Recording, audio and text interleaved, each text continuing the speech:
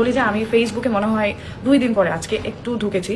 ঢোকার পরে দেখি বেশ কয়টা পোস্ট আমার চোখে পড়েছে, সামনে আসলো এবং অনেকেই মেনশন করতেছেন আমাকে, আসলে আমাকে নিয়ে অনেকগুলো কথা বলতেছেন যেখানে কোনো কারণই নাই আমাকে নিয়ে কথা বলার।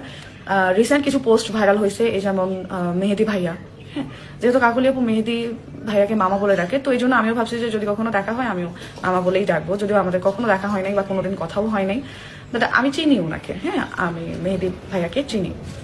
বা যাই হোক, ওনার বিয়ে ঠিক হয়েছিল নাকি, তো আমার খুবই ভালো লেগেছিল। আমি ইয়াসিন ভাইয়া এবং মিথিলা আপুর ভিডিও দেখেও আমি বুঝেছি, তখনই জেনেছি আর কি, ভালো লেগেছে, খুব খুশি হয়েছিলাম।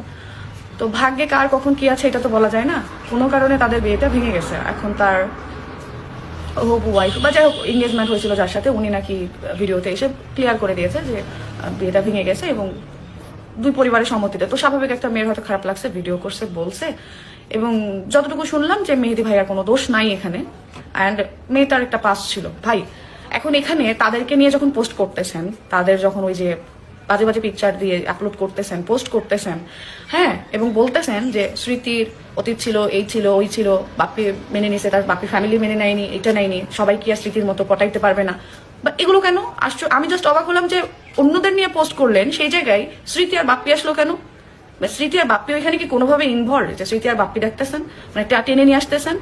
খুবই আশ্চর্যজনক যে এখানে মিথ্যা মিথ্যা কতগুলো কথা লিখতেছেন, এটাই খারাপ লাগতেছে। হ্যাঁ, স্মৃতি বাপ্পিকে রিলেট করতেই পারেন যদি স্মৃতি বাপ্পি রিলেট হতে পারে, এটা তো একেবারেই উল্টো ভাই। আমার কি অতীত যেটা আমি গোপন রেখেছিলাম, বা আমার অতীত কি এরকম নাই যে আপনারা জানেন না, বা আমার অতীত এমন কি ভাই? আমার হালাল একটা অতীত ছিল, তো সেটা নিয়ে আপনারা হচ্ছিল এত খারাপভাবে, এত খারাপ কিছুর সাথে তো রিলেট করার কোনো দরকার নাই। হ্যাঁ, কার কি আছে না আছে আমি তাকে কখনো মিন করে বা কাউকে ছোট করে কথা বলতেছি না, বাট কম্পেয়ারটা কিসের সাথে আমাকে করতেছেন, কিসের সাথে আমাদের তুলনা করতেছেন? আর বাকি থাকলে ফ্যামিলি, আমরা তো ফ্যামিলির সাথেই থাকি, শুরু থেকেই থাকি। ইনফ্যাক্ট আমাদের সম্বন্ধ, আমাদের সবকিছু দুই ফ্যামিলি থেকেই হয়েছে। সো ফ্যামিলি ছাড়া তো আমাদের কোনো কিছুই নাই এখানে।